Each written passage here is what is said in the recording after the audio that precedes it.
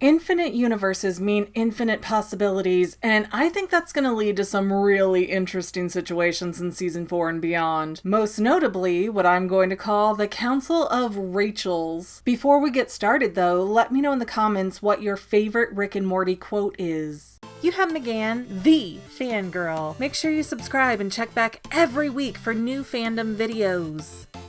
I think Rick and Morty has really been giving us a misconception. You know that infinite universe bit they're always going on about, and that's why there's Lizard Morty, Twin Mortys, and even a hammer-shaped Rick and Morty. Well, infinite possibilities, so it only makes sense that we'd see an anomaly for all kinds of things, right? Actually, even though the show leads us to believe that all these weird Rick and Mortys are just oddities out in the universe, infinite universes means that there are just as many Lizard Mortys as there are regular old Mortys, meaning ideally we should see about an equal mix of all the different Ricks and Mortys out there when we're at a place like the Citadel. Yet we don't. Most of the Mortys are roughly the same kid, and most of the Ricks are about the same too. You know, minus the fact that they rank each other by brains and villainous intent. So sure, one Rick might be more evil than another, but that's primarily due to small changes in each universe. So again, endless possibilities would also mean that Ricks aren't actually unique, making a Rick who loves his grandchildren just as common as a Rick who doesn't. Now, maybe all the Ricks who do care were eliminated, or they're not allowed in the council, or they just never became mad scientists. But thinking about this lack of representation for the unusual Ricks, I started to wonder if dimensional listings might be a clue. As we know, the series allegedly follows the original Rick of C-137. We can safely assume that 137 means that this is Dimension 137 using whatever arbitrary system it is that's numbering these dimensions. And that tells us that there is a minimum of 136 other dimensions with no limit on the maximum. But what does the C represent? Numbers are already infinite, so we have no real need to add in alphabetical markers at the beginning too. Or do we? What if the A, B, C, D, and so on are marking categories for the major changes between the Rick and Morty pairings? Like, what if A dimension are all Ricks who don't have a Beth in their life? Or none of the Beths in B dimensions have Jerrys? Ultimately, that would open the door to a set of dimensions where Rick is paired with a female Morty, let's just say Martha, then C Ricks are with Morty, D could be Ricks with Summer, E might be, I don't know, alien-like Ricks, and beyond that, who knows? Who's to say that dimension T-137 is not a dimension where Ricks are female? Let's just call them Rachaels, and they're running around with a Morty or Martha of their own. Of course, I could be mistaken here, and a future episode of the series could totally prove me wrong, so don't get too invested on the arrangement of the letters and numbers. The female Ricks could be structured like 137C instead of C-137. I'm just saying the possibilities are endless, so let's not get caught up in the tiny little details here. But let's think about this for a minute. Why do we not see any Rachaels floating around when we have all these random freak job Ricks? Are you trying to tell me that Rick's intelligence hinges on him being a man? Because I don't think so. The series has already said that Beth is super smart too, so yeah.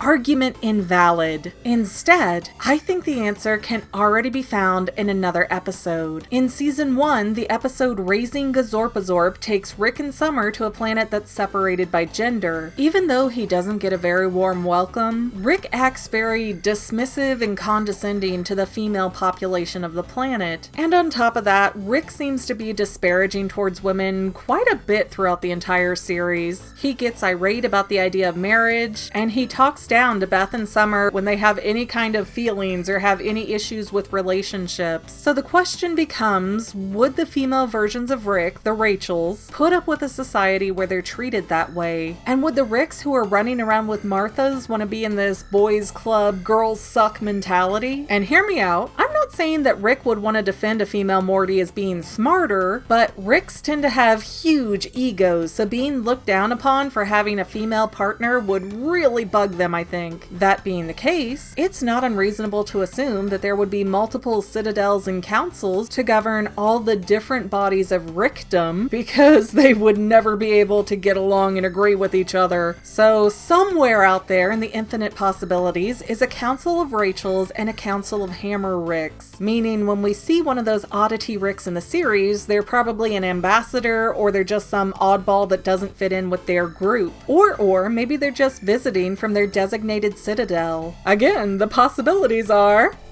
endless. It might not be reality, but theories are more fun. Well, family members, we're almost done, but I want to invite you to hang out with me in some other places. I'm on Twitter and Instagram as my own personal self, and I have a Facebook page too, but I mostly just post photos over there. And sometimes people say, "Hey McGann, I want to mail you something. How do I do that?" Easy. Just click the About tab on my channel page, and my most current P.O. Box info will be right there. I also run another channel, The Family. It's really a hodgepodge channel where we might post anything. Oh yeah, and I also sell shirts and stickers and stuff with the Family and the Fangirl logos. If that is your cup of tea, I have a link in every description of every video. Finally, if you want to help out the Fangirl channel and make sure I'm putting out video essays for years to come, the best way you can help is by subscribing and watching more of my videos, whether they're new, old, whatever. Maybe even share one or two on social media, help spread the word. People who watch to the end of videos like you helps to tell the site, hey, this is a good video, we should recommend it to other people. So if you made it this far, leave me a comment of something like, hey, I made it to the end. Love ya.